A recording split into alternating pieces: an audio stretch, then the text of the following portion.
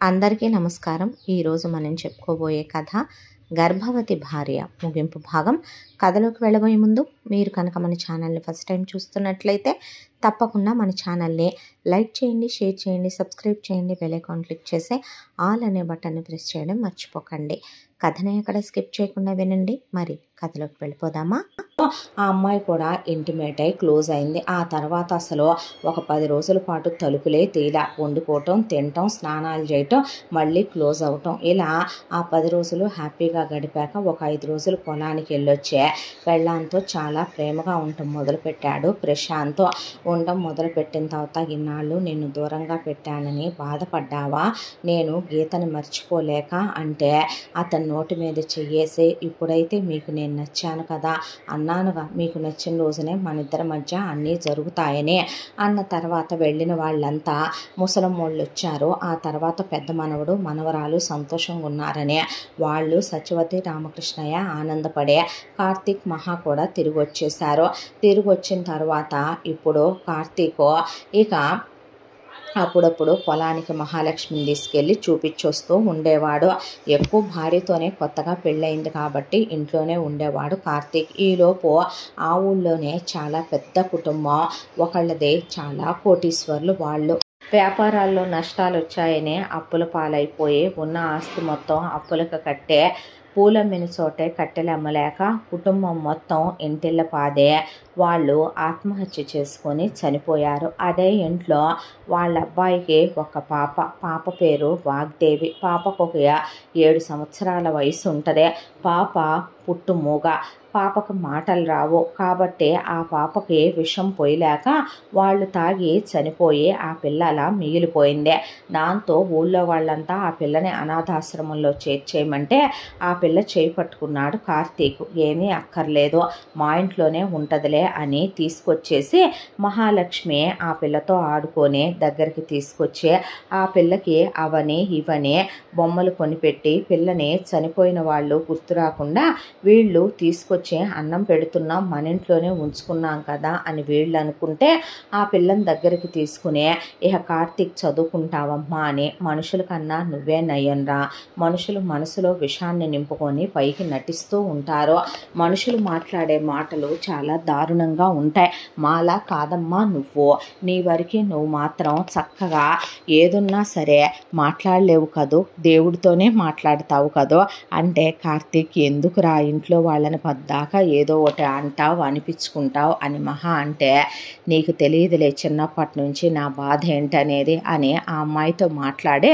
జరిగిందంతా చెప్పి అక్కడి నుంచి లేచి వెళ్ళిపోయాడు కార్తీక్. ఆ తర్వాత ఈలోపు స్వర్ణ, ఆ తర్వాత ప్రశాంత్ శారీరకంగా కలవబట్టి కూడా 6 నెలలు అయ్యి స్వర్ణ గర్భవతి అయింది. గర్భవతి అయ్యి స్వర్ణకి 3వ నెల అని తెలిసి ఇంట్లో వాళ్ళందరూ చాలా హ్యాపీగా ఫీల్ అయ్యారు. మహాలక్ష్మి ఇంట్లో ఒక కోడలుగా కలిసిపోయింది. కార్తీక్ పొలం వెళ్ళి వస్తున్నాడు. ఇక రామకృష్ణయ్య విషయానికి వస్తే, ఇప్పుడు కొడుకు చేసుకొని వచ్చిన తర్వాత ఆ అమ్మాయిని కోడలు కాదంటే కుదురుద్దా? సత్యవతి కూడా ఏమీ అంటల్లా, తోడు కోడళ్ళు ఎప్పట్లానే వాళ్ళు బాగుంటారు. అలా అటొచ్చి ఇటొచ్చి స్వర్ణకి 5వ నెల కూడా దాటి 6వ నెల కూడా పడింది. 7వ నెలలో సీమంతం చేయిద్దామనే ఏర్పాట్ల గురించి కూడా మాట్లాడుకుంటున్నారు. మాట్లాడుకుంటుంటే ఒక రోజున మహాలక్ష్మి వాళ్ళ అమ్మ నాన్న చూడాలనుంది రమ్మన్నారని, ఆ అమ్మాయి కోసం చాలా కొనించాము, తీసుకెళ్దు కానీ రామ్మ పండగ దగ్గరలో ఉంది కదా అనేసరికి మొగుడికి అత్తామామకి చెప్పి పక్కనే మహాలక్ష్మి వాళ్ళు ఉండేది కూడా ఎంతో దూరం కాదు ఆ టౌన్ కూడా. కాబట్టి ఆ అమ్మాయి అక్కడికి వెళ్ళిన తర్వాత ఇక నాగలింగం, సూరమ్మ వాళ్ళకి బయట ఏదో పని ఉందని చెప్పి చుట్టాలు ఎవరికో ఒంట్లో బాగాలేదని పలకరించడానికి వెళ్ళారు. రామకృష్ణయ్య ప్రశాంత్ కలిసి పొలానికి వెళ్ళారు. ఇంట్లో సత్యవతి, స్వర్ణ ఉన్నారు. పొలానికి వెళ్ళిన కార్తీక్ తిరిగి వచ్చి, స్వర్ణ భోజనం వడ్డించు అంటే పూలు మాల కట్టుకుంటుంది సత్యవతి. ఎవరికే? మీ ఆయన కోసమా పూలు మాల కడుతున్నావు అని అడిగితే, నోరు ముయ్యరా, దేవుడి కోసం, దేవుడికి నువ్వు మాల కట్టాలేంటే అక్కడ అమ్మరా, నా చేత్తో కట్టిన కట్టిన మాలే దేవుడికి ఇస్తానని, నేను కోరుకున్న కోరిక దేవుణ్ణి నెరవేర్చమని అడిగానురా అన్న తర్వాత అంత పెద్ద అర్జీలు ఏం పెట్టావు అని నవ్వుతూనే స్వర్ణ వదిన అనొచ్చుగా ఊడుకో అనేసి తిన్నాడు. భోజనం తిన్న తర్వాత స్వర్ణ చేయబట్టుకొని లాగి కూర్చో నువ్వు కూడా తిను, వాడొచ్చిందా తినకూడదని ఏమన్నా రాజ్యాంగంలో ఉందా ఏంటి అని వడ్డిచ్చి ముందు తిను అని చెప్పి స్వర్ణ తిన్నదాకా కూర్చొని కడుపులో బేబీ ఉన్నప్పుడు కూడా ఏంటి శాడిస్ట్ పనులు నువ్వు అనేసిన తర్వాత ఇక పెళ్ళాంతో మాట్లాడుకుందామని బెడ్రూమ్లోకి వెళుతున్న వాడికల్లా తూలు వచ్చింది. వచ్చేసరికి దీని మెమరీసు అన్నేళ్ళు ప్రేమించాను కదా, ఇది లేకపోయేపాటికి నా తల కూడా పనిచేయట్లేదని స్వర్ణ కాసిన మంచినీళ్ళు ఇవ్వవా అని అడిగాడు. అడిగిన తర్వాత తీసుకొస్తున్నా అని సత్యవతి నేను గుడికి వెళ్ళి వస్తానమ్మా అంటే అలాగే అత్తయ్య అన్న తర్వాత సత్యవతి గుడికి వెళ్ళిపోయింది. ఆ తర్వాత ఒక 4-5 గంటల తర్వాత రామకృష్ణయ్య ప్రశాంత్ పొలం నుంచి వస్తూ కోడలి కోసం అని చెప్పి ఈగోర జాంకాయలు చింతకాయలు మామిడికాయలు దొరికినాయని ఈ రామకృష్ణయ్య తీసుకొచ్చాడు. తనకి ఇవి తినాలనుంది తెమ్మని చెప్పింది నాన్న అని అవి తీసుకొని పెళ్ళాం కోసం అని చెప్పి ఇక పువ్వులు కూడా తీసుకున్నాడు. వాళ్ళు ఇప్పటికీ రోజు క్లోజ్గానే ఉంటారు. అమ్మాయి ప్రెగ్నెంట్గా ఉన్న పనిమాలు అడిగాడు ప్రశాంత్, ఇంటిమేటెడ్గా ఉండొచ్చా మేమిద్దరం అని. హెల్దీగానే ఉన్నారు, ఎందుకు ఉండకూడదని ఆవిడ చెప్తే రోజు భార్యను వదిలి ఉండడు ప్రశాంత్. పొలం నుంచి వచ్చాక పువ్వులు అవి తీసుకొని ఇంటికి వచ్చేసరికి ఇంటి తలుపులు దగ్గరికేసి ఉన్నాయి. ఇంటి తలుపులు దగ్గరికేసుంటే ఏమైంది, ఎక్కడికి వెళ్ళింది స్వర్ణ అన్నాడు ప్రశాంత్. అనేసరికి ఆ అమ్మాయి పలకట్లేదు. అమ్మా అన్నాక సత్య అని ఒకవైపున రామకృష్ణయ్య పిలుస్తుంటే నాగలింగం సూరమ్మ కూడా వచ్చి అమ్మ సత్యవతి కాసిన కాఫీ ఇవ్వంటే వెనక నుంచి పూల సజ్జ తీసుకొని వస్తుంది. సత్యవతి గుడి నుంచే వస్తుంటే పెద్దకోళ్ళు ఎక్కడికి వెళ్ళిందే అని అడిగేపాటికి నేను వెళ్ళేటప్పుడు చిన్నోడు పెద్దకోళ్ళు ఇంట్లోనే ఉన్నారయ్యా, నేను దేవుడికి పూలదండిస్తాను అనుకున్నాను, ఈరోజు దేవుడి దగ్గర ఈ మంత్రాలు చదువుకుంటాను, ఎన్నిసార్లు ప్రదక్షిణ చేస్తానని ఇప్పుడే వచ్చాను అయిపోయే అందావిడ. అన్న తర్వాత స్వర్ణ అనే ఇల్లంతా చూస్తూ ఒక్కసారిగా తలుపు ఇట్లా తీశాడు తమ్ముడు పడగద్ది ప్రశాంత్. తీసేపాటికి ఇంటిల్లపాదే నిర్ఘాంతపోయి నిలబడిపోయి ఉన్నారు.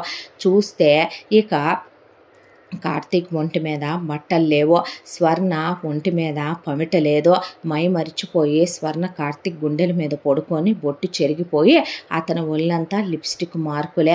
ఆ తర్వాత పడక నిండా ఆమె తల్లో నలిగిపోయిన పువ్వులే. ఆ తర్వాత ఇక ఆ అమ్మాయి బ్లౌజ్ కూడా 2 బటన్స్ తీసేసి ఉన్నాయి. ఉండేపాటికి వామ్మో అని సత్యవతి ఒక్కసారిగా కుప్పకూలిపోయి ముడంతా ఊడిపోయి రోడ్డు మీద జనాలందరూ పల్లెటూరు కదా దావాలనలా ఆ వార్త పాకిపోయి జనాలు మొత్తం పోగయ్యారు. ఇంకేముంది నాయనో దేవుడో తండ్రో వద్దో అంటే నా పెద్ద కొడుక్కి నేను సంబంధం చూసి చేద్దామంటే కాదు కూడదనే నా మాట విన్నారండి మీరు. ఎవరో ముక్కు మొహం తెలియని దాన్నే వాడేదో కాపాడి తీసుకెళ్ళి ఏ అనాథాశ్రమంలో చేర్చినా పోయేది కదా, అలాంటిదే దాన్ని తీసుకొచ్చి పెద్దోడి మెడకి గుదిబండలా కట్టావు నువ్వు. చూసావా ఎంత పని చేసిందో, చిన్నోడికి ఇంతకు ముందు బుద్ధులు లేవు, ఇదే వాడిని కవ్విచ్చే చిన్నోడినే దాని వాడిని చేసుకున్నట్టుంది. ఓరి దేవుడో ఓరి నాయనో అనేపాటికి ఇక్కడి నుంచి పనమ్మాయి ఫోన్ చేసి ఏంది ఇంట్లో వాళ్ళెవరు ఫోన్ ఎత్తరో అని ఒకవైపున మహాలక్ష్మి ఫోన్ మీద ఫోన్ కొడుతుంటే నీ మొగుడు నీ కొంపలో కుంపటి పెట్టాడమ్మా, నీ తోడు కోడలతో పాటు పడగదిలో కులుగుతా రెడ్ హ్యాండెడ్గా దొరికిపోయాడు, నీ బతుకులు నిప్పులు పూసేశారనేసరికి పుట్టింటి వాళ్ళ అమ్మాయికి ఇంత ఎత్తును సర్దించితే అవన్నీ వదిలేసి అసలు ముందు బయటికి పరిగెత్తుకుంటూ వచ్చి బస్సు దొరకలేదనేపాటికి ఆ అమ్మాయి గబా కారు కోసం చూసినా దొరకకపోతే లిఫ్ట్లు అడిగి బయలుదేరిపోయింది. ఆ అమ్మాయి బయలుదేరిపోయేసరికి ఎందుకు చేసావిలాగా అనే ఒకవైపున కార్తీక్కి తలంతా పట్టేసి మాట్లాడలేకపోతుంటే రామకృష్ణయ్య చెంపలు వాయించేశాడు.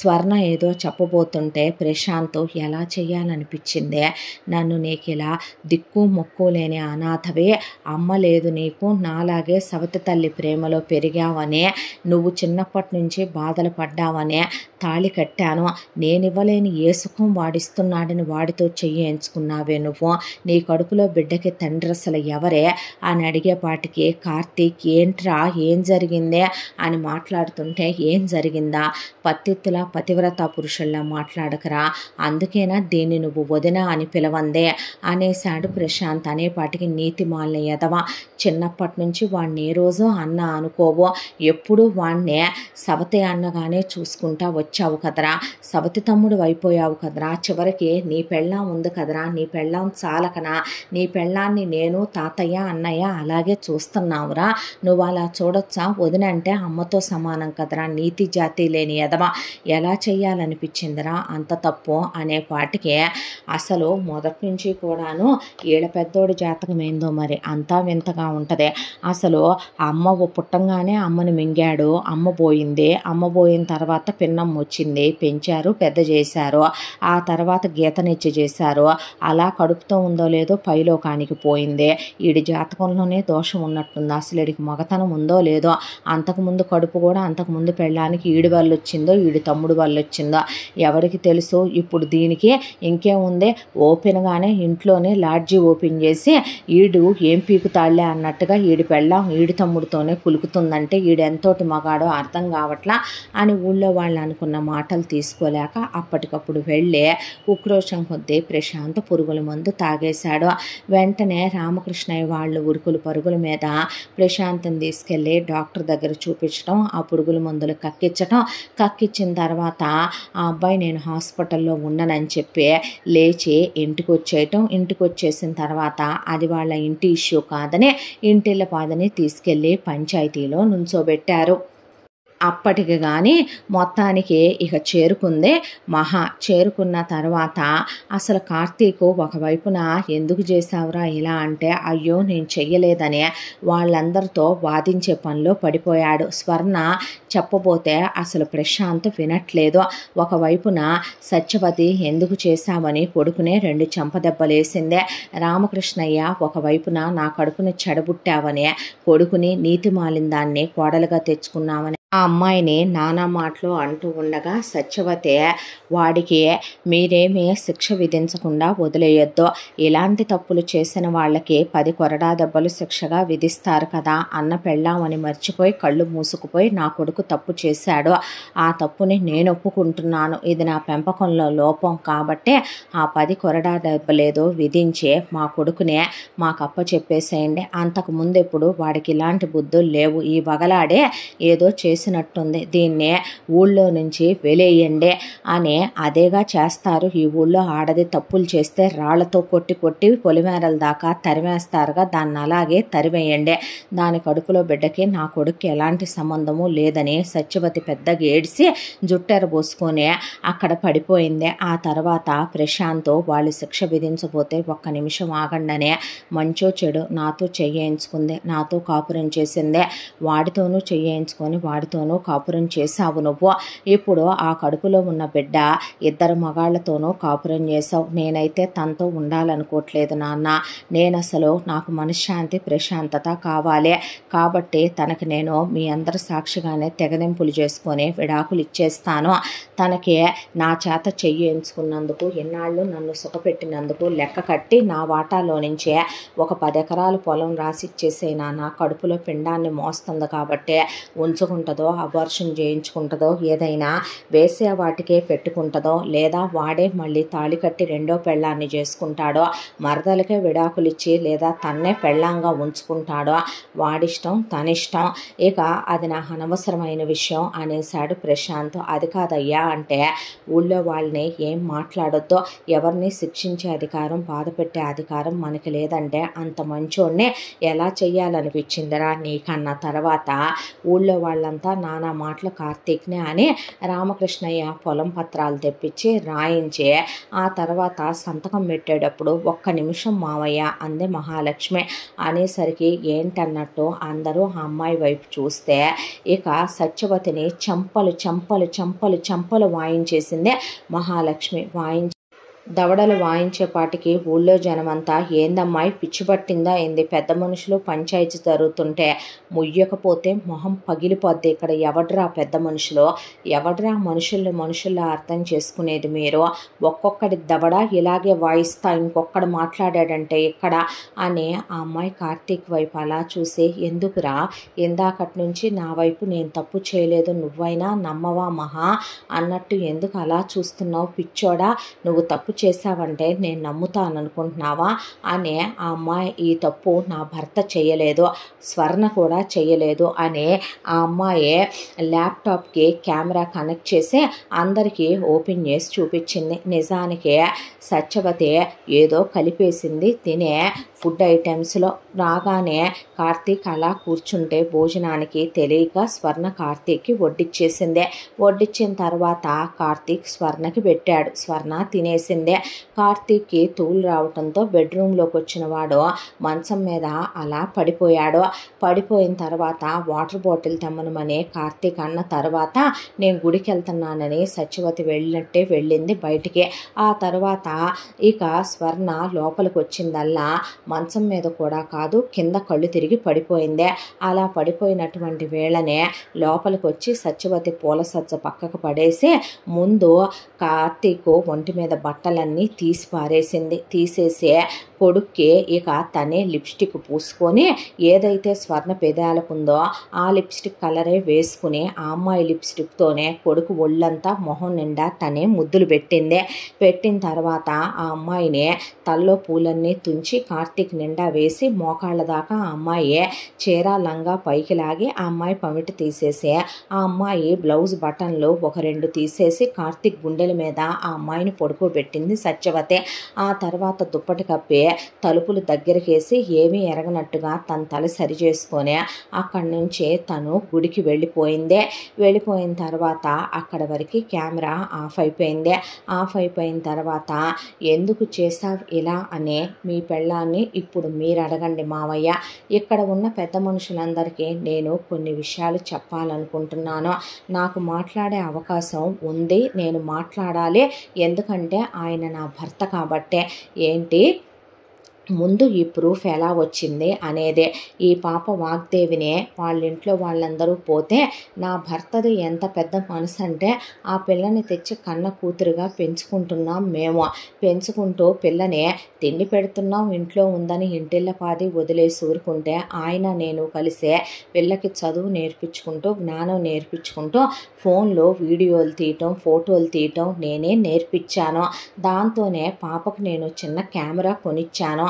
అది షూట్ చేసిందే ఇదంతా కూడాను. ఇప్పుడు ఆ పాపే లేకపోతే గనక మా ఆయన నీతి లేనివాడు, స్వర్ణ కాలు జారిన ఆడదే అనేవాళ్ళు మీ అందరూ కూడాను. ఇప్పుడు ఇదే మీకు సంబంధించిన విషయమా లేకపోతే ది గ్రేట్ రామకృష్ణయ్య గారి ఇంటికి సంబంధించిన విషయమా? ఇది ఇప్పుడు పంచాయతీ విషయం కాదుగా రామకృష్ణయ్య, మీరే మాట్లాడుకోండి అనేసి వాళ్ళు మెదలకుండా ఉన్న తర్వాత సత్యవతిని ఎందుకు ఇలా చేశావని చేయి చేసుకున్నాడు రామకృష్ణయ్య. ఇంకొక దెబ్బ కొట్టామంటే దవడ పగిలిపోద్దరా నీతి మాలిన కుక్క అంది సత్యవతి. అనేసరికి రామకృష్ణయ్య అలా నిలబడిపోయాడు నిలువు గుడ్లేసుకొని. ఎవరికిరా నిన్ను చేసుకోవాలనే ఆశ ఎవరికి ఉంటదే? ఒళ్ళు బలిసి నువ్వు అది కలిసి జంట పాముల్లా పెనవేసుకుపోయి జయమ్మైన మా అక్క నువ్వు కలిసి సంసారాలు చేసుకొని వీడిని కన్న తర్వాత సెకండ్ హ్యాండ్ ఎదవ్వి, దాన్ని మర్చిపోలేనని దాని జ్ఞాపకాల్లో ఉండే ఎదవ్వి, ఒక పెళ్ళైన ఎదవ్వి, పిల్లాడికి తండ్రివే. నాకు జీవితం మీద ఆశలుండవా, కోరికలుండవా? సచ్చిన అదే మాట తీసుకుందంట. బతికున్న నా అమ్మ బాబులు మాటిచ్చారంట. పెద్ద నీ అమ్మ బాబు చేసుకోమని అడిగారని నా మెళ్ళో తాళి కట్టావు. తాళి కట్టిన తర్వాత పడగదిలో దాని ఫోటో పెట్టడం, నన్ను ముట్టుకోనంటాం. ఆ తర్వాత వీడిని చూసి వాడమ్మే గుర్తుకొస్తుందంటాం. ఆ తర్వాత నేను పోనీ నాకై నేనే దగ్గరైన తర్వాత అయినా సరే ఒక వేశ్యతో కలిసినట్టు నీ కోరికలు వస్తాయి. కోరికలు వచ్చినప్పుడు నాతో కలిసి దాన్ని ఊహించుకుంటూ స్వర్గ సుఖాలు అనుభవించే ఆ తర్వాత అలసటతో అలిసిపోయి నువ్వు నన్ను గుండెల మీద పడుకోబెట్టుకొని దాని ఫోటో చూస్తూ దాంతో గడిపిన మధుర క్షణాలను గుర్తు చేసుకుంటూ పడుకుంటావే. ఏమనాలిరా నిన్ను? నువ్వు నాతో చేసేది సంసారమా, వ్యభిచారమా? ఎందుకురా నీ కొడుకంటే నాకు ప్రేమ ఉండాలి? అక్క కొడుక, తొక్క కొడుక? అవును, మొత్తం 200 ఎకరాలు నువ్వు సంపాదించిన పొలం, మా అమ్మ నాన్నలు మాకిస్తామన్న 20 ఎకరాలు, 220 ఎకరాలకి నా కొడుకునే వారసుని చెయ్యాలనుకున్నాను. కాబట్టి చిన్నప్పటి నుంచి మీరు కొట్టినా తిట్టినా ఏమన్నా వాడు నా వైపున మాట్లాడతాడేమో, నాకు తగినట్టు పెరుగుతాడనుకుంటే ఈ సన్నాసే పెడసరంగా పెరుగుతూ వచ్చాడు. వాడెలా పెరిగినా వాడేమైనా వాడు నా కన్న కొడుకు, నా కడుపును పుట్టాడు, నేను మోసు కన్న కొడుకు. ఎలాగైనా ఈ ఆస్తి మొత్తం వాడి పరం కావాలనుకున్నాను. నీలాంటి సెకండ్ హ్యాండ్ ఎదవని పెళ్లి చేసుకొని ఇన్నేళ్ళు కళ్ళు మూసుకొని కాపురం చేసిందే అందుకో. నేను కావాలనే వీడి మొదటి పెళ్ళాం గీతని నేనే పైకి పంపించాను. ఆ రోజున కూడా అది తాగే జ్యూసులో నేనే మాత్రలు కలిపాను. దాంతోనే దానికి కళ్ళు తిరిగితే బావి దగ్గర అది నీళ్లు తోడుతుంటే కింద నేనే నూనె పోసాను. అది కాలు జారి బావిలో పడి చచ్చిందే. పీడ విరగడైపోద్ది. ఈ ఎదవ మళ్ళీ పెళ్లి చేసుకోడు, అలాగే ఉంటాడు. మళ్ళీ వీడికి పెళ్లి చెయ్యాలనే ఉద్దేశమే నాకు లేదు. అలాంటిది స్వర్ణ దాపరమైందే. దాపరమైన తర్వాత పెళ్ళైనా ఈ ఎదవ దాన్ని ముట్టుకోవటం లేదులే అని ఆనందపడ్డాను. ఈలోపు చిన్నోడికి కోటీశ్వర్ల సంబంధం నేనే పెళ్ళిళ్ళ పేరేకి డబ్బులు ఇచ్చి వెతికిచ్చాను. వెతికిచ్చిన తర్వాత ఆ ఎదవ ఆ కోటీశ్వరాల్ని కాదని ఈ పిల్లని చేసుకున్నాడు. రాజు మెచ్చిందే రంభని, నా కొడుకు మెచ్చిందే నా కోడలు అనుకున్నాను. ఈ పిల్లని చూశాను. నాతో పాటు ఇది చేతులు కలిపే రకం కాదు. అలాగని ఇప్పుడు దీనికి ఏమీ చెప్పాలని నేను అనుకోలేదు. అందుకే నా కొడుకు ఏదైతే కావాలనుకున్నాడో, ఏ ఆడదాంతో అయితే వాడు పొందు కోరుకున్నాడో దాన్నే కోడలుగా వాడు తీసుకొచ్చిన తర్వాత పోనీలెమ్మనమని నా కోడల్ని ఇంట్లోకి నేను తెచ్చుకున్నాను. తెచ్చుకొని నా కొడుకు వాళ్ళు కాపురం చేసుకుంటుంటే చూసి ఆనందపడ్డాను. ఈలోపు ఇక మనం తిరుపతి వెళ్ళినప్పుడు వీడికి నీకు నా మీద మోజు పుట్టినట్టు, నీకు నా మీద కోరికలు కలిగినట్టు, ఒక వర్షం కురిసిన రాత్రి నువ్వు నా మీద చెయ్యేసినట్టు వీడికి అలాగే పెళ్ళాం మీద మోజు పుట్టుకొచ్చిందే. దాన్నే వాడి సుఖం తీర్చే ఒక వేసలాగా వాడాడు. వాడినప్పుడు కడుపు వచ్చుద్ది కాబట్టి దానికి కడుపు వచ్చింది. ఆ కడుపు వచ్చిన తర్వాత వాడికి దాని మీద ప్రేమ మొదలైంది. రేపు నువ్వు ఆస్తి 200 ఎకరాలు ఇద్దరికి పెడతాననే మాటకు ముందు మాటకి వెనుక అంటాం నాకు నచ్చలేదు. నేను నీ వల్ల ఏ సుఖము అనుభవించలేదు. ప్రతి క్షణం నేను నరకం అనుభవిస్తూనే బ్రతికాను. ఎందుకో తెలుసా, ప్రతి ఆడదానికి కూడా ఆశలుంటాయి, కలలుంటాయి, కోరికలుంటాయి. రెండో పెళ్ళాంగా వెళ్ళటం తప్పు కాదు. రెండో పెళ్ళాంగా వచ్చిన పెళ్ళాన్నే మనసులో పెట్టుకొని చూసుకోలేక పోయిన పెళ్ళాన్నే తలుచుకుంటూ ఊహించుకుంటూ మొదటి పెళ్ళాం మీద ఒంటి మీద చెయ్యేసి కాపురం చేస్తారా నువ్వు నీ పెద్ద కొడుకు. మీలాంటి వెధవలకు అసలు బ్రతికే అర్హతే లేదు. దాంతోనే ఎలాగైనా ఈ స్వర్ణని ఇంట్లో నుంచి గెంటేయాలనుకున్నాను. చిన్నోడు మాటకు ముందు మాటకు వెనక దాన్ని పేరు పెట్టి పిలుస్తున్నాడు. దాంతోనే పెళ్ళాన్ని పిలిచినట్టు పిలుస్తావన్నా మీకెవరికి అనుమానం రాలా. ఎవరికి వాళ్ళు లైట్ తీసుకొని వెళ్ళిపోవటం మొదలుపెట్టారు. ఆడి పెళ్ళానికి అనుమానం రాలా. దాంతోనే ఆలోచించాను, దీన్ని పైకి పంపితే ఒకదాన్ని పంపాక మళ్ళీ అనవసరమైన రిస్కులు ఎందుకు, అనుమానాలు వస్తాయి అనుకున్నాను. అదే టైంకి కరెక్ట్గా నువ్వు నీ పెద్ద కొడుకు పొలం వెళ్ళటం, నీ అమ్మ బాబు ఎవరికో రోగం వచ్చిందని పలకరించడానికి వెళ్ళటం, ఇక చిన్నది వాళ్ళ అమ్మ నాన్న రమ్మన్నారని ఊరు వెళ్ళటం, దాంతో అవకాశం కలిసి వచ్చింది. వీళ్ళిద్దరికీ అక్రమ సంబంధం అంటగడితే నువ్వు నీ పెద్ద కొడుకు ఎటు అది చిన్నోడితో కాలు జారిందని చిన్నోడుకున్న దుడుకు మొత్తానానికే దాని మీద వాడికి నీకు నా మీద ఎంత నమ్మకమో అంత నమ్మకం. మరే వాడెటు దాన్ని అనుమానిస్తాడని తెలుసు, నువ్వెటు వాడిని దాన్ని ఏలుకొనివ్వవని తెలుసు, వాడు ఏలుకోడని తెలుసు. ఈసారి వాడు ఇంకో పెళ్లి చేసుకునే ఛాన్సు ఇవ్వకూడదు. వాడు కూడా పైకి పోతాడు సిగ్గున్నోడైతే. లేదంటే వాడు పోయేలా ఎలా చెయ్యాలో కూడా నాకు బాగా తెలుసు. నా కొడుక్కి మొత్తం ఆస్తే వాడికే ముట్ట చెప్పాలనుకున్నాను కాబట్టే దీన్ని ఎరగా వాడాను. వాడి మీద పడేశాను. వాడికి వచ్చిన కడుపు వీడికే వచ్చిందన్నట్టుగా క్రియేట్ చేసి మాట్లాడాను. ఊళ్ళో జనం మహా అయితే ఏం చేస్తారు, మగాడి తప్పు చేస్తే 10 కొరడా దెబ్బలు, ఆడ తప్పు చేస్తే రాళ్లతో కొట్టి ఊరు నుంచి బహిష్కరిస్తారు. వాడెటు ఓ 10 ఎకరాలు పొలం పెట్టమంటాడు, నువ్వు గెంటేస్తావు, అంతటితో ఈ దరిద్రం వదిలిపోద్ది అనుకున్నాను. ఇదంతా జరుగుద్దని నేనేమనుకోలేదు. నేనేమి నిన్ను క్షమాపణలు అడగాలనుకోవట్లేదు.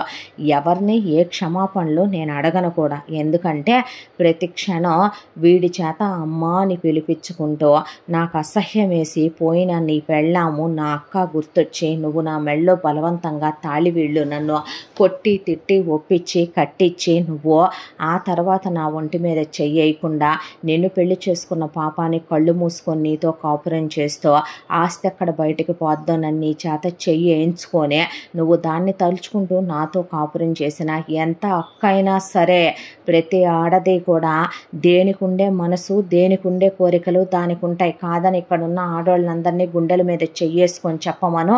అన్నాళ్ళు ఎందుకు నరకం పడ్డానో తెలుసా, ఒక నలుసు పుట్టాలనే. వాడిని కన్నది అందుకో. ఆ తర్వాత వాడికే మొత్తం కట్టబెట్టాలనుకోవటం నేను చేసిన తప్పేమీ కాదే, ఎవడూ చెయ్యనే. తప్ప ఏంటి, నేను చేసింది కానే కాదు అని సత్యవతి మాట్లాడుతూ ఉండగానే ఈలోపు మహాలక్ష్మి, నా భర్త నీ పెళ్ళాన్ని ఏమని పిలిచాడు, వదిన అని పిలవలేదా, స్వర్ణ అని పిలిచాడా, కాబట్టి నీ పెళ్ళాంతో నా మొగుడు తప్పు చేశాడా, ఎన్నాళ్ళు చిన్నప్పటి నుంచి కొట్టుకున్నారు తిట్టుకున్నారు అని నేను మారానని సవితన్నవైపోయావేంటయ్యా. ఒక్కసారిగా నువ్వు మొదటి నుంచి ఇంతే, నీ బుద్ధే అంతా.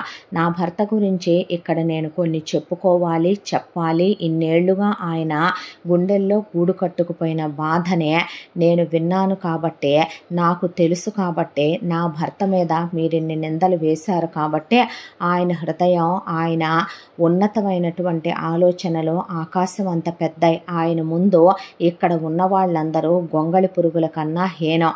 ఏం తెలుసు నా మొగుడు గురించి మీకు, ఏం తెలుసని నా మొగుడిని మీరు అన్ని మాటలు మాట్లాడారు. చిన్నప్పటి నుంచే అమ్మ నాన్నలు ఎందుకు ఆయన్ని దగ్గరికి తీరో తెలీదో, ఎందుకు ఆయన్ని నానమ్మ తాతయ్య ప్రేమగా చూసుకోరో తెలీదో. ఈ మహానుభావుడు ఈ మహానుభావురాలు ముసల్ది ముసలోడు, ఈయనగాడికి తల్లి లేదని ఈయన్ని నెత్తికెక్కించి కూర్చోబెట్టుకొని చెయ్యని తప్పుకి అంత చిన్న మనసు గాయపడదా.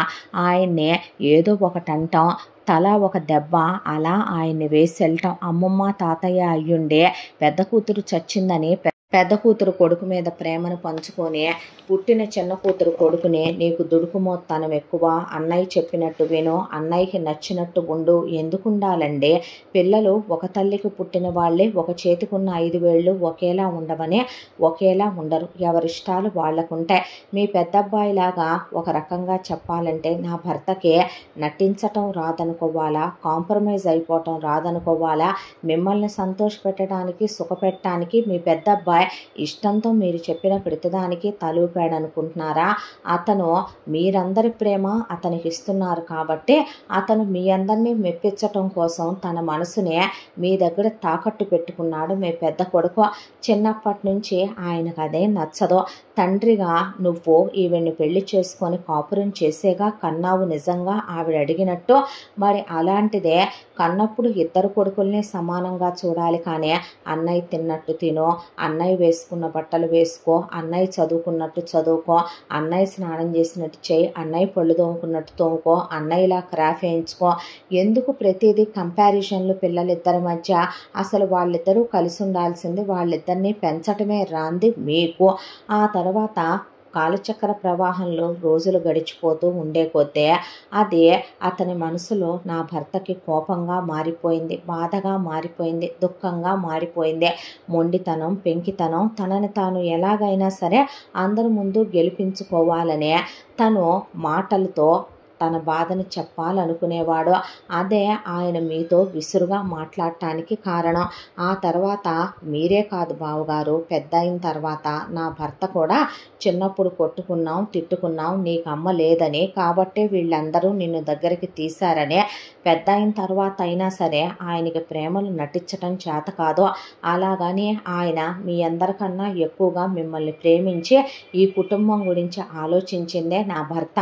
నువ్వు ఎక్కడ ఇష్టం లేకుండా వీళ్ళు చెప్పారనే గీతను పెళ్లి చేసుకుంటున్నావేమోనని ఇష్టాలు చంపుకొని నీలా ఉండటం నాకు రాదనే నువ్వు ఎందుకు అలా ఉంటున్నావని నిన్ను ప్రశ్నించి ఎక్కడ నీ మీద వాళ్ళు ఇష్టం లేకుండా బలవంతంగా నీకు ఇష్టం లేని పెళ్లి చేస్తారో. కాంప్రమైజ్ అయి నువ్వు జీవితాంతం లైఫ్ లాంగ్ భార్యాభర్తలంటే ఎవరో చెప్పారని పెళ్లి చేసుకోకూడదు. చిన్నప్పటి నుంచే ఇష్టం లేకపోయినా ఈవిడిచ్చిందని పాలు తాగటం, మీ తాతయ్య కొన్నాడని బట్టలు వేసుకోవటం, మీ నాన్న చెప్పాడని నువ్వు ఇంజనీరింగ్ చదువుకోవాలనుకొని నచ్చని చదువు డిగ్రీతో ఆపుకొని పొలంలో వ్యవసాయం చేసుకోవటం, ఇలా ప్రతి విషయంలో కాంప్రమైజ్ అయ్యావని, అవ్వకూడదు అనే దాంతోనే ఆయన నిన్ను అక్కడికి ఆ మాట అన్నాడు. మనసు చంపుకొని ఎందుకు బ్రతుకుతున్నా చేస్తున్నావని. నీ పెళ్ళైన తరువాత గీత భారీగా నీ జీవితంలోకి అడుగుపెట్టిన తరువాత అంతకుముందు మీ నాన్న అజాగ్రత్తగా ఉండబట్టే మీ అమ్మ జయమ్మ ఆ రోజున పొలానికి వచ్చి క్వారీలో అలా రాయి తగిలి ఆవిడ చనిపోవటం, ఆ తర్వాత మళ్ళీ ఈయన మరో పెళ్లి చేసుకోవటం, ఇవన్నీ జరిగి నువ్వు తల్లి లేని వాడివి అయిపోయావు. కాబట్టి నీ భార్య కడుపుతో ఉండగా పొలం పనులని మామయ్య వెంటపడి నువ్వు తిరగకూడదు, తనతోనే ఉండి తన దగ్గరే ఉండి తన్ను చూసుకోవాలి అనే దాంతోనే తన్నైనా జాగ్రత్తగా చూసుకోమనే. లేదంటే గనక తనకేదైనా అయితే మళ్ళీ నీ బతుకు సెకండ్ హ్యాండ్ బతుకు అయిపోద్దని ఆయనకి మెత్తగా చెప్పటం చేతగాక ప్రేమను కూడా పెదవుల లోపలే ఉంచేసి కటువుగా చెప్పాడే తప్ప ఏ దురుద్దేశంతోనూ నా భర్త నీకు ఆ రోజు ఆ మాట చెప్పలేదు. నీ భార్య పోయినప్పుడు నువ్వు ఒంటరి వాడివి అయిపోయినప్పుడు ఎప్పుడో పెళ్లి చేసుకుందాం అనుకున్న ఆయన నీ కోసం అని ఇంట్లో పరిస్థితులు బాగాలేదని నన్ను ఆపుకుంటూ వచ్చిందే కార్తీక్. ఆ తరువాత నీ భార్య పోయి నువ్వు మళ్ళీ ఒంటరిగా మిగిలిపోకూడదు. వీళ్ళు అడ్డమైన పనికి మాల సంబంధాలు నీ కోసం తీసుకొస్తుంటే అలా కాదనే ఈ స్వర్ణని స్వర్ణ అని పిలిచాడంటున్నారుగా. నా భర్త డిగ్రీ క్లాస్మేట్ ఈ అమ్మాయే, కలిసి 3 సంవత్సరాల పాటు చదువుకున్నారు. స్వర్ణ పెన్ ఇవ్వు, స్వర్ణ బుక్ ఇవ్వు, స్వర్ణ ఇదిగో కలిసి లంచ్ చేద్దాందా, స్వర్ణ క్యాంటీన్ దగ్గరికి వెళదామా, స్వర్ణ అది స్వర్ణ ఇది అనే 3 సంవత్సరాల పాటు ఆ అమ్మాయిని పేరు పెట్టి పిలిచే వాళ్ళ బ్యాచ్లో వాళ్ళందరినీ ఇప్పుడు పిలిపించాను, అరుగో వచ్చారు. మరి స్వర్ణతో నా మొగుడికి అంతకుముందు ప్రేమాయణం ఉందా? చచ్చా, ఒక సిస్టర్లా చూసేవాడు కార్తీక్కి స్వర్ణకి ఎప్పుడు అసలు ప్రేమాయణాలు అలాంటి రిలేషనే లేదు.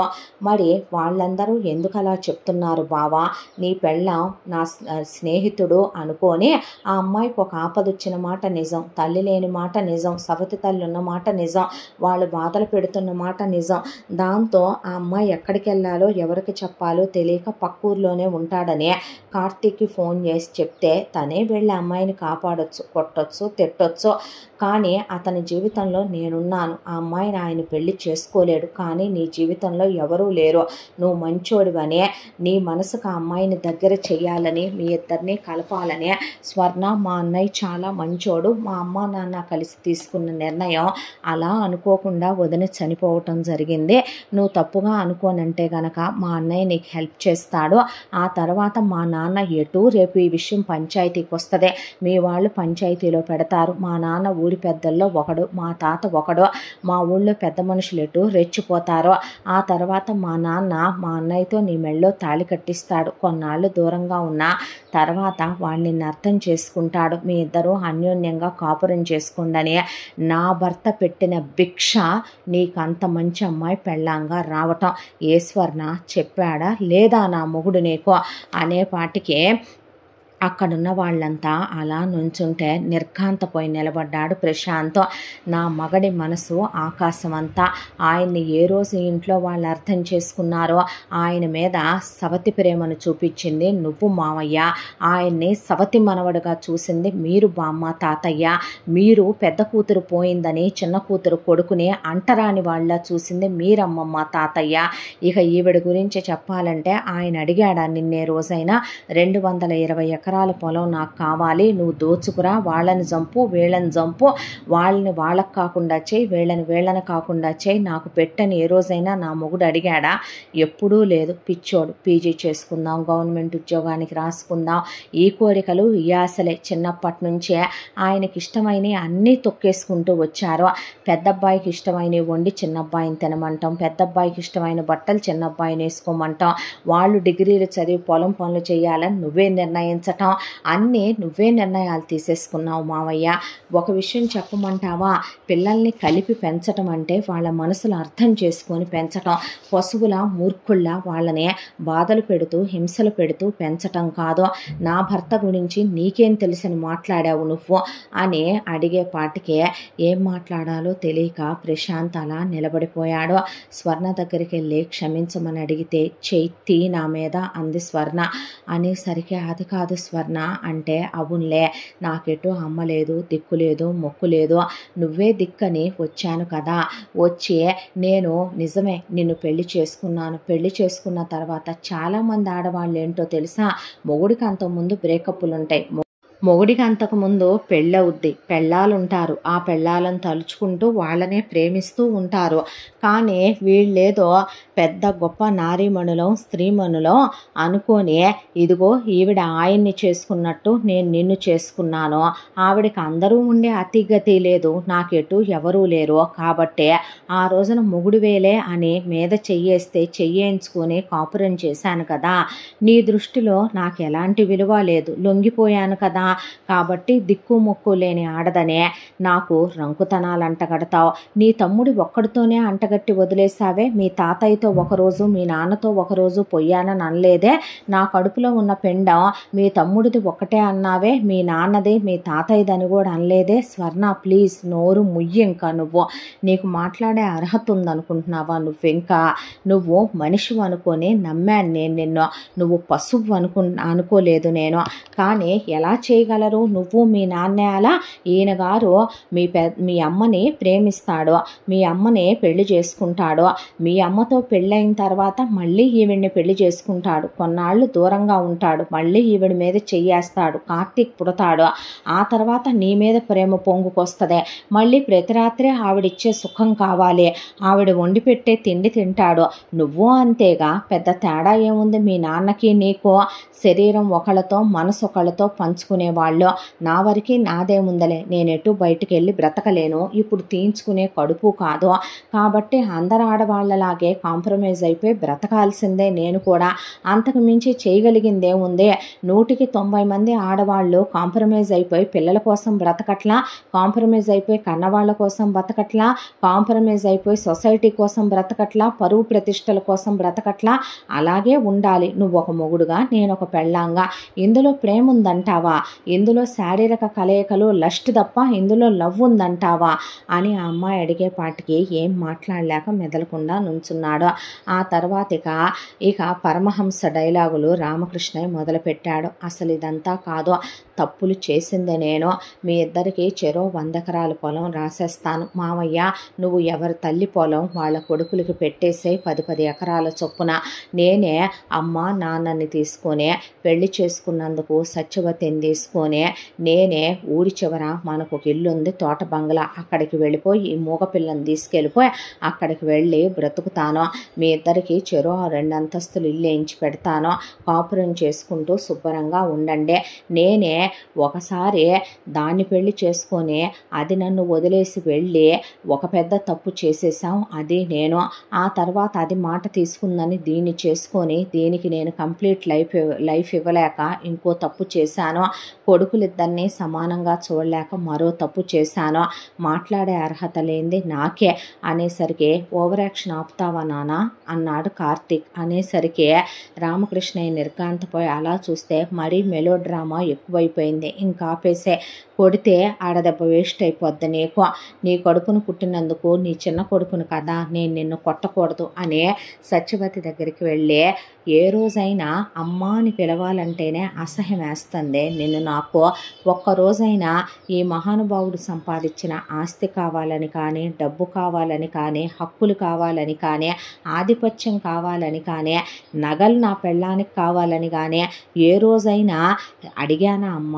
నేను అడిగింది ఏంటో తెలుసా? మీ ప్రేమ, మీ ఆదరణ, ఆత్మీయత, అనురాగం, మమకారం, అది ఇవ్వలేకపోయిన పశువులు మీ అందరూ. అలాంటిదే నువ్వు నా కోసమే ఇదంతా చేశానంటున్నావు. నువ్వు చేసిన దాంట్లో మహాపాపం ఏంటో తెలుసా? కడుపుతో ఉన్న ఒక ఆడదాని ప్రాణం నిలువునా పోవడానికి నువ్వు కారణమయ్యావు. పోయిన ఆ ప్రాణాన్ని నువ్వు తీసుకొచ్చి ఇవ్వగలవా? ఇది పల్లెటూరు కాబట్టి ఇక్కడ పెద్ద మనుషులందరూ పట్టించుకోరు కాబట్టి, నువ్వు నీకై నువ్వే ఆ అమ్మాయిని ఏ విషమిచ్చో చంపలేదు కాబట్టి, నువ్వే నీ చేత్తో బాయిలో తొయ్యలేదు కాబట్టి, ఆ అమ్మాయి పోయింది కాబట్టి, ఊరి పరువు పోద్ది కాబట్టి, వీళ్ళందరూ ఆ విషయాన్ని ఇప్పుడు నీ మొగుడు ఊరి పెద్ద మనుషుల్లో ఒకడు కాబట్టి కప్పేశారు ఆ విషయాన్ని. లేదంటే నిన్ను ఏ జైల్లో పెట్టాలి? నిన్ను ఉరి తీసినా తప్పుందంటావా చెప్పు? మళ్ళీ స్వర్ణకి నాకు నువ్వు అక్రమ సంబంధాలు అంటగట్టడం, వదినా అని పిలిస్తేనే నీ పెళ్ళాంతో నాకు అక్రమ సంబంధం ఉండనట్టారా? అలా అనుకుంటే తాతయ్య మరే మీ ఆవిడ్ని మా అమ్మని ఏమని పిలుస్తాడు, నా భార్యని ఏమని పిలుస్తాడు, నాన్న ఏమని పిలుస్తాడో పేరు పెట్టి పిలిచే ఆడవాళ్ళందరితో కాలు జారుతారనమాట. వరుసలు పెట్టి పిలిచే అమ్మ అని ఆడదాంతో తప్పు చేయొచ్చు, చెల్లి అని ఆడదాంతో తప్పు చేయొచ్చు, వదిన అని ఆడదాంతో తప్పు చేయొచ్చు. ఒరే అని ప్రశాంత్ అంటే, నువ్వు మాట్లాడొద్దురా, నీకు మాట్లాడే అర్హత కూడా లేదు. ఒక విషయం చెప్పమంటావా, నువ్వు లోతైన మనిషివే, నువ్వు అందరితో మంచి అనిపించుకోవాలి, అందుకోసం నిన్ను నువ్వు తాకట్టు పెట్టుకొని అమ్ముకుంటూ నువ్వు బ్రతకగలవేమో, కానీ నేను బ్రతకలేను. ఆడది కాబట్టి స్వర్ణ కాంప్రమైజ్ అయిపోయి నువ్వు తాళి కట్టావు కాబట్టి, నీ బిడ్డని మోస్తుంది కాబట్టి ఇదే ఇంట్లో ఉండగలదేమో. నేను ఇదే ఇంట్లో ఉంటే రేపొద్దునైనా సరే మళ్ళీ మీరు నాకెవరో ఒకళ్ళతో ఇలాంటి సంబంధాలే అంట కడతారో, అందుకే నేనే నా భార్యను తీసుకొని వెళ్ళిపోతాను. ఎక్కడికి రా నువ్వు వెళ్ళేదే అంటే, చెయ్యి వదలకపోతే నేను ఒక్కొక్కళ్ళని ముక్కలు ముక్కలుగా నరికేయాల్సి వస్తుంది. ఒక మగాడు ఇందాక అంతమంది పంచాయతీలో నిలబడి ఉంటే వాడికి వాడే శీల పరీక్ష పెట్టుకొని, నేను అగ్నిలో దూకుతాను సీతలాగా, నేను తప్పు చేయలేదని నా గురించి నేను నిరూపించుకోవాల్సిన పరిస్థితికి తీసుకొచ్చి నన్ను నుంచోబెట్టారు. ఆడదానికే ఆత్మాభిమానం ఉంటుందా, ఆడదానికే శీలం ఉంటుందా, మగాడికి ఒక విలువ ఉండదా? తప్పులు చేసే గాలి వెధవలు కాలర్లు ఎగరేసుకొని తిరుగుతారేమో. తప్పుడు పనులు చేసే మీలాంటి వాళ్ళు ఒక పెళ్ళాం కాకపోతే ఇంకో పెళ్ళాం అనే పడగదుల్లో 4 గోడల మధ్య ఆడవాళ్ళు ఇద్దరిద్దరితో డబల్ గేమ్లు ఆడతారేమో. నా వరకు నా బ్రతుకులో ఏదైనా ఒకళ్ళతోనే అనుకున్నాను. మీ దగ్గర ఏ ప్రేమ అయితే దొరకదో ఆ ప్రేమ కోసం తప్పించిపోయే నేను మహాలక్ష్మి దగ్గర ఆ ప్రేమను వెతుక్కుంటూనే సిటీకి వెళ్ళొస్తూ ఉండేవాడినే. అనుకోకుండా నీ జీవితంలోకి వీళ్ళు గీతని తీసుకురావటం, నువ్వెక్కడ బాధపడుతూ తన ఇష్టం లేకుండా ఒప్పుకొని పెళ్లి చేసుకుంటావేమోనని ఇందాక తను అన్నట్టు నేను అంటాం. ఆ తర్వాత మీ పెళ్ళి అవ్వడం, తను పోవడం, నువ్వు ఒంటరి వాడివవ్వడం. స్వర్ణ జీవితానికి నేను చేయగలిగిన మంచి ఏదైనా ఉందంటే నువ్వు మంచోడివి, తనను నువ్వు హ్యాపీగా చూసుకుంటావు అనే దాంతో నేను నిన్ను వివాహం చేసుకోమని నీ జీవితంలోకి తన పంపించాను. ఒక స్నేహితుడిగా నేను తనకి చేయగలిగిన సాయం అదేననుకున్నాను. ఆ తర్వాత మీ ఇద్దరికి పెళ్ళైతే మీరు హ్యాపీగా ఉండాలనుకున్నాను, నువ్వు మారతావు అనుకున్నాను. కొన్నాళ్ళ తర్వాత అయినా మీరు అన్యోన్యంగా ఉంటారనుకున్నాను. వావి వరుసలు మర్చిపోయి, ఏంటి నువ్వు అడిగిన మాట నాన్న, నన్ను వదినంటే తల్లి లాంటిదా, వావి వరుసలు మర్చిపోయే అమ్మ దగ్గరికి వెళ్ళి అమ్మ మీద చెయ్యేసేంత నీతిమాలిన వెధవనో, లేదంటే అక్క చెల్లి వదిన మరదల మీద చెయ్యేసే క్యారెక్టర్లెస్ వెధవనో నీలా కాదు. నేను పెళ్ళాం పోతే పర్లేదులే అని పెళ్ళాం చెల్లెల్ని ఇష్టమా అని కూడా అడగకుండా ఆవిడని నువ్వు పెళ్లి చేసుకున్నావు. చేసుకున్న తరువాత ఆవిడ ఒంటి మీద చెయ్యేసి మీ కామానికి గుర్తుగా ఆవిడేమో ఆస్తి పోకూడదని కన్నానంటది, నువ్వేమో కామంతో కలిసి కనేసావు. ఇందులో ప్రేమ ఎక్కడుంది నాన్న? మధ్యలో నా జీవితంతో మీ అందరూ కలిసి ఆటలాడారు. ఇంకా మీ మధ్యలోనే ఉంటే రేపొద్దున మీరు ఇంకే సంబంధాలు అంట కడతారో. నా భార్య, నా జీవితం నేను చూసుకుందాం అనుకుంటున్నాను. నేనే ఈ ఇంట్లో ఉండను, మీ అందరికీ దూరంగా వెళ్ళిపోతాను. నువ్వు చచ్చిన రోజున వస్తానమ్మా, వచ్చి ఆ రోజున మాత్రం నీకు తలకొడి పెట్టాల్సిన ధర్మం ఉంది కాబట్టి పెడతాను. అప్పటి వరకు ఈ ఊరు రాను. నాకు రావాల్సిన ప్రాపర్టీ ఏదైనా నువ్వు ఇవ్వాలనుకుంటే డాక్యుమెంట్లు రాసే నా కొరియర్లో పడే నాన్న. మళ్ళీ మీ మొహం చూడటానికి కూడా నేను ఇక్కడికి రాను. ఒకవేళ నన్ను చూడాలి అనుకున్నా చూడటానికే మగాళ్ళు మాత్రమే రండి. ఆడాళ్ళని తీసుకొస్తే బహుశా నేను వాళ్ళతో కాలు జారొచ్చేమో, వాళ్ళని చూడకూడని చూపులు చూడొచ్చేమో. అది నానమ్మనైనా అమ్మనైనా స్వర్ణనైనా, రేపొద్దున స్వర్ణకి వీడికి ఒక కూతురు పుడితే ఆ పాపనైనా. అందుకే రావద్దు మీరు అని చెప్పి ఈ పాపనే వాళ్ళ ఇంట్లో వాళ్ళందరూ పోతే తీసుకొచ్చుకుంది నేను, పెంచుకుంటుంది నేను, నా భార్య. మేమెప్పుడో అనుకున్నాం ఒకళ్ళనే కనాలి, ఒకళ్ళ కింద దాన్ని ఒక బిడ్డలా పెంచుకోవాలని. ఈ రోజున అదే లేకపోతే నిజంగా సీత అగ్నిలో దూకితే అగ్నిదేవుడు కనుక ఆమెనే నువ్వు తప్పు చెయ్యలేదమ్మా అని అగ్ని పునీతని చేసినట్టుగా నన్ను అగ్ని పునీతుణ్ణి చేసింది ఈ వాగ్దేవి. దానికి దేవుడు మాట ఇవ్వలేదేమో, కానీ నాకు మాత్రం కూతురయ్యే అన్ని అర్హతలు దానికి ఉన్నాయి. నేను దాన్ని చదివించుకొని ప్రయోజకుణ్ణి చేసుకోవాలి. నాకు వ్యవసాయం చేయాలని లేదు. నేను ఇక్కడ ఉండను, మీతో అసలు ఉండను. మీ నయవంచ వంచనలు, మీ స్వార్థాలు, మీ ద్రోహాలు, మీ వెన్నుపోట్లు, మీలాగా కన్నింగ్నెస్లు, మీలాగా దొంగ ప్రేమలు నటించుకోవటాలు, ఒకళ్ళతో ఒకళ్ళు కాంప్రమైజ్ అవటాలు, ఈవిళ్ళ మనుషుల్ని చంపేసుకోవటాలు, నీలాగా నేను వాళ్ళకి ప్రేమను పంచలేకపోయా, వీళ్ళకి ప్రేమను పంచలేకపోయా అనుకోవటం, వాడిలాగా వాళ్ళమ్మ పోయింది కాబట్టి మా అమ్మ ఏదో ఆస్తి కోసమనే వాడిని అన్యాయం చేసింది అన్నట్టుగా నేను ఇక్కడ ఉండటాలో తప్పు చేశాను స్వర్ణ. నీకు మంచే చేస్తున్నాను అనుకోనే నువ్వు నాకు అక్క చెల్లెళ్ళు లేరు, నీ లైఫ్ బాగుండాలి అనుకున్నాను. బయట ఎవరి దగ్గరకో వెళ్తే వేరే ఫ్రెండ్స్తో మాట్లాడి పెళ్లి చేయొచ్చు నీకు, కానీ ఇక్కడే ఉంటే నా కళ్ళ ముందే ఉంటావు, వీడు మంచోడు నిన్ను బాగా చూసుకుంటాడు అనుకున్నాను. కానీ నీ మీద ఇంత నిందలు వేస్తాడనే, ఈరోజు నువ్విలా నిర్దోషివై కూడా ముద్దాయిలా నిలబడాల్సి వస్తుందని, నానా మాటలో పడాల్సి వస్తుందని ఊహించిన వాడినైతే కనుక ఈ పెళ్ళి నీకు చెయ్యకపోదునేమో. ఏది ఏమైనప్పటికీ ఐఎమ్ సారీ అని పద వెళదామని మహాలక్ష్మిని తీసుకొని కార్తీక్ ఎంత ఆపుతున్నా ఆగకుండా పాప వాగ్దేవిని తీసుకొని ఇంట్లో నుంచి వెళ్ళిపోయాడు. ఆ తర్వాత ఇక చేసేదేముందే, ఊళ్ళో వాళ్ళంతా సరిపోయింది పో మొత్తానికి, ఏం మనుషులో ఏందో పేరు గొప్ప ఊరి దిబ్బ అని పెద్ద పెద్ద వాళ్ళ ఇళ్లలో వ్యవహారాలన్నీ ఇలాగే ఉంటాయో ఏంటో అనేసుకున్నారు ఊళ్ళో వాళ్ళు. ఆ తర్వాత అన్న మాట ప్రకారమే రామకృష్ణయ్య చెరో 100 ఎకరాల పొలం కింద విడదీసే కార్తీక్ 100 ఎకరాల పొలం తాలూకు కాగితాలు కూడా అతనికి కొరియర్ చేసేసాడు. ఆ తర్వాత ఆ పొలాన్ని కౌలుకి ఇచ్చేసి ప్రతి సంవత్సరం కూడా కౌలు డబ్బులు ఎంత అవుతాయో అంతా నాకు అకౌంట్లో పడేయమని కార్తీక్ మహాలక్ష్మితో చెప్పించాడు. అలాగే అని చెప్పారు వీళ్ళు. ఆ తర్వాత సుమతి కాంతారావు కూడా పెద్ద కూతురి పొలం పెద్ద మనవడికి, రెండో కూతురికి సత్యవతికి రావాల్సిన పొలం కార్తీక్కి రాసేసి ఆ కాగితాలు కూడా రామకృష్ణయ్యకి ఇచ్చే కార్తీక్ అందజేయమని పంపించేశారు. వాళ్ళు కూడా బంగారం వెండి కూడా రావాల్సిందే ఇక ఒక మనిషికి ఇచ్చే పంపించేశారు. ఒక రోజున సిటీకి వెళ్ళిన కార్తీక్ పీజీ చేసుకొని గవర్నమెంట్ ఉద్యోగానికి రాసుకున్నాడు. 2 అటెంప్ట్స్ పోయినాయి. తర్వాత ఉద్యోగం వచ్చిందే. కాసిన డబ్బులు పెట్టి పెద్ద పోస్టు వేయించుకున్నాడు. ఆ తర్వాత మహాలక్ష్మి ఒక బొటిక్ పెట్టుకొని పాపని స్కూల్కి పంపించడం మొదలుపెట్టారు. స్పీచ్ థెరపీలు ఇస్తూ ఉంటే గనక ఇన్ ఫ్యూచర్లో పాపకి వోకల్స్కి ఆపరేషన్ చేస్తే కనీసం కొంతవరకైనా మాట్లాడే అవకాశం ఉండొచ్చేమో, మీరు ఫారెన్ తీసుకెళ్తే ఇంకా బెటర్ అవ్వచ్చేమో అని చెప్పారు డాక్టర్లు. ఆ పిల్ల జీవితాన్ని బాగు చేయాలనే ఆలోచించి చాలా ప్రేమగా చూసుకునేవాళ్ళు వాగ్దేవిని. ఆ తర్వాత మహాలక్ష్మి ప్రెగ్నెంట్ అయ్యి ఒకే ఒక్క బాబుని కన్నారు వాళ్ళు. ఇక్కడ మాత్రం చేసుకున్నందుకు తప్పేదేముంది, స్వర్ణకి ఫస్ట్ ఓ పాప పుట్టింది. తర్వాత మళ్ళీ ప్రశాంత్ మీద చెయ్యటం, మళ్ళీ వాళ్ళిద్దరూ కలవటం, ఆ అమ్మాయి కాంప్రమైజ్ అయిపోక ఆ అమ్మాయికి పుట్టిల్లు లేదు, అనాథ, బయటికి వెళ్ళి బ్రతకగలిగింది లేదు, పిల్లలు పుట్టిన తర్వాత తెంచుకొని వెళ్ళే ధైర్యం ఉన్న ఆడది కాదు. దాంతో మళ్ళీ ఆ తర్వాత ఒక కొడుకు పుట్టే ఆపరేషన్ అయిపోయింది. అంతా దాంట్లో సత్యవతి మాత్రం ఎవరికి క్షమాపణ చెప్పలేదు. తనకు నచ్చింది వండుకుంటుంది, తింటుంది, టీవీ చూస్తుంది, ఏసీ గదిలో, తనే రామకృష్ణయ్య గదిలో పడుకోవట్లేదు. శుభ్రంగా హ్యాపీగా తనకు నచ్చిన పుస్తకాలు చదువుకుంటుంది, నగలేసుకుంటుంది, చీరలు కట్టుకుంటుంది. తనకు నచ్చినట్టు ఆవిడ జీవితం సినిమాలు, షికార్లు, షాపింగులు, ఆవిడకి నచ్చింది వండుకొని తింటూ ఎవరితో మాట్లాడకుండా హ్యాపీగా బతికేస్తోంది.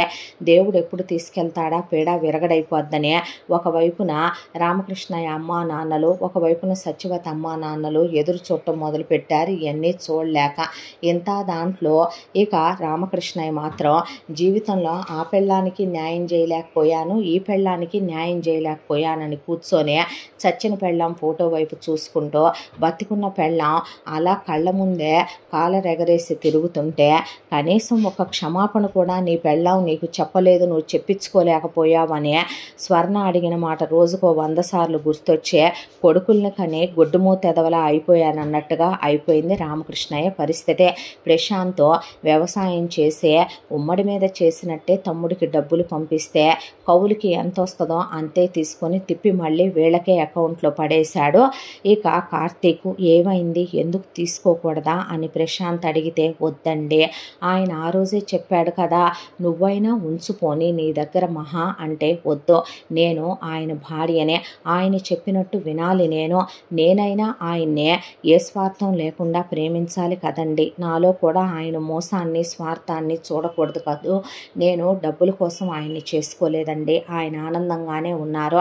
మీరు అనవసరంగా ఆయన గురించి ఆలోచించే ఆయనకి ఇష్టం లేదన్న పనులు దయచేసి చేసి మమ్మల్ని ఇబ్బంది పెట్టొద్దని వాళ్ళ కౌలు డబ్బుల వరకే వాళ్ళు తీసుకుంటూ ఇలా మొత్తానికి జీవితాలు అలా కథ సాగిపోతూ ఉన్నాయి. గర్భవతి అయిన భార్యనే తమ్ముడితోనే అక్రమ సంబంధం అంటగట్టిన వాళ్ళు ఒకళ్ళు, కోడలు తప్పు చేసిందని అన్నోళ్ళు ఒకళ్ళు, కొడుకు ఉదయంతో కాలు జారాడు అన్నోళ్ళు ఒకళ్ళు, నువ్వు పోయిన పెళ్ళాన్ని తలుచుకుంటూ నాకు న్యాయం చేయలేకపోయావు, నా కొడుకు కాస్తంతా ముట్ట చెప్పాలనుకున్నానన్నది ఒకళ్ళు. ఇంత దాంట్లో తప్పు చేయని స్వర్ణ, కార్తీక్ మాటలు పడే వేరే దారి లేక కాంప్రమైజ్ అయి బ్రతకాలి. స్వర్ణ మాట పడలేడు కాబట్టి దూరంగా వెళ్ళిపోయి అందరినీ కాదనుకోనే, అందరి ప్రేమ ఎటు తను పొందింది లేదు కాబట్టే ఇకనైనా ప్రశాంతంగా బ్రతుకుతున్నాననుకోనే అందరూ ఉండి కూడా అనాథలా అయిపోయాడు నిందలు మోసుకుంటూ వెళ్ళి కార్తీక్. ఈ కథలో తెలుసుకోవాల్సిన నీతి ఒక్కటే, మనం చేసే ప్రతి చిన్న పెద్ద తప్పులు చేసే ముందే ఆలోచించుకుంటే మనం తీసుకునే నిర్ణయాలు అవతల వాళ్ళ మనసుని ఎంత గాయపరుస్తున్నాయా అన్నది ఒక్క క్షణం ఆలోచిస్తే జీవితాల్లో ఇలాంటి జరగవేమో. కానీ ఇది చాలామంది ఇళ్లల్లో జరిగే కథే. చాలామంది భర్తలు భార్యల్ని అర్థం చేసుకునే విధానాలే. ఇలాంటి కథలు ఇలాగే కంచికి చేరతాయేమో బహుశా. ఇంతటితో ఈ కథ సమాప్తం. మళ్ళీ మరొక మంచి కథతో కలుసుకుందాం. తప్పకుండా మన ఛానల్ని లైక్ చేయండి, షేర్ చేయండి, సబ్స్క్రైబ్ చేయండి, బెల్ ఐకాన్ క్లిక్ చేసి ఆల్ అనే బటన్ని ప్రెస్ చేయడం మర్చిపోకండి. ఇంత మంచి కథను మనకు అందించిన కథా రచయిత్రి జి. యామిని శ్రీనివాస్ గారు. మరో మంచి కథతో తప్పకుండా మీ ముందుకు వస్తాను. Thank you so much.